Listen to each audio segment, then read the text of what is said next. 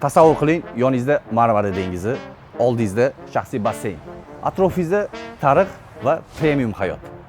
Bugun sizlar bilan Istanbuldagi eng eksklyuziv bo'lgan penthouse ko'rib chiqamiz.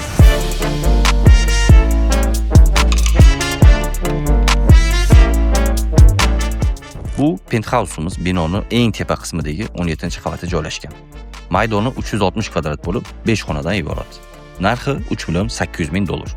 Bu yo'lning tarixi bugun emas, qariyb 200 yil oldin boshlangan. Hududi tarixi Osmonli imperiyasi davriga borib taqaladi va o'sha paytda bu yo'l Fishekane nomi bilan tanilgan.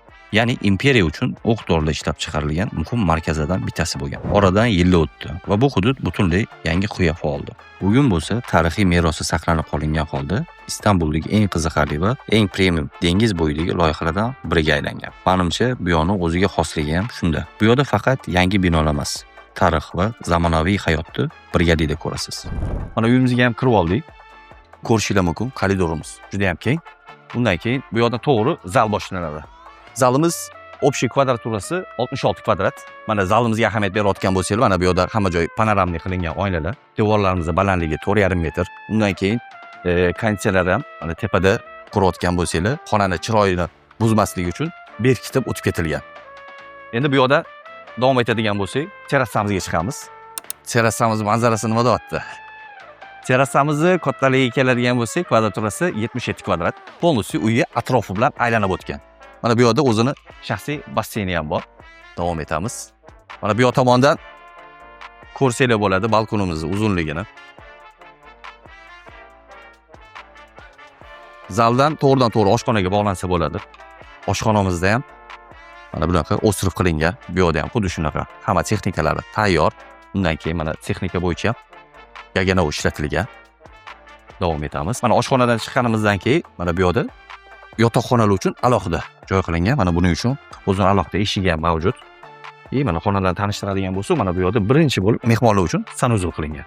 Davom etamiz. Mana sanuzulning yonida uzun mana dushovoy ham mavjud. O'rtada alohida eshik ham qilingan bir-biriga o'tish uchun. Mana davom etadigan bo'lsak, mana birinchi xonamiz yotoqxona, bolalar uchun ishlatsa bo'ladi. Davom etamiz. Yana bitta sanuzul. Bu yoqda ikkinchi xonamiz joylashgan. Bu yoqda mana 3-xona.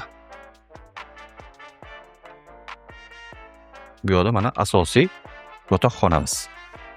Bu yoqqa mana kiradigan bo'lsa, birinchi o'ng qo'lda sanuzul, bu yoqda ham 2 kishi uchun alohida dushovoy kabina qilingan. Bu yoq tomonga o'tadigan bo'lsa, alohida garderobniy uchun zona, bu yoqda mana asosiy yotoqxona uchun joy. Bu yoqda mana to'g'ri terrasaga chiqsak bo'ladi. Terrasada mana ko'rib tursanglar, ancha joyi bor. Bu yoqga bemalol stullarni qo'yib, kech payt xohlasanglar dengiz, xohlasanglar shahar manzarasida bemalol o'tirish mumkin. Sizga savol: agar imkoniyatingiz bo'lganida dengiz manzarali shaxsiy basseyni bo'lgan penthouse olgan bo'larmisiz yo villami? Menga yoqadigan tomoni, bu yerda gap faqat chiroyli bino yoki dengiz manzarasida emas. Loyiha qilinayotganida har bitta detal o'ylangan. Bir tarafi dengiz, bir tarafida tarix. Transport quyilishligi ham zo'r. Loyiha ichida kundalik hayot uchun kerak bo'ladigan ko'plab kafe, restoran va do'konlar ham bor. Hozir mana ko'rib turganinglardek ko'prikdamiz. Xonadon egalariga qulaylik bo'lsin deb majmua maxsus buni sohilga tushish uchun qurdirgan. Pastga tushadigan bo'lsangiz, qariyb 30 kilometrlik sohil va yugurish yo'lagi bor. Ertalab chiqib toza havoda yurish yokida velosiped uchish yokida piknik qilish uchun Istanbulda bunaqa lokatsiyalar juda ham kam.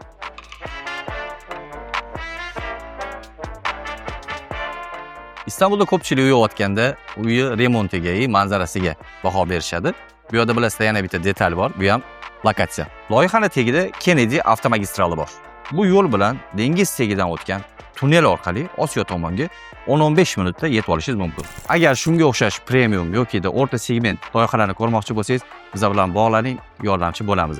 Videoga like bosishi va shunaqa premium obzorlarni o'tkazib olmaslik uchun obuna bo'lib qo'yishni unutmanglar. Keyingi loyihalarda ko'rishguncha.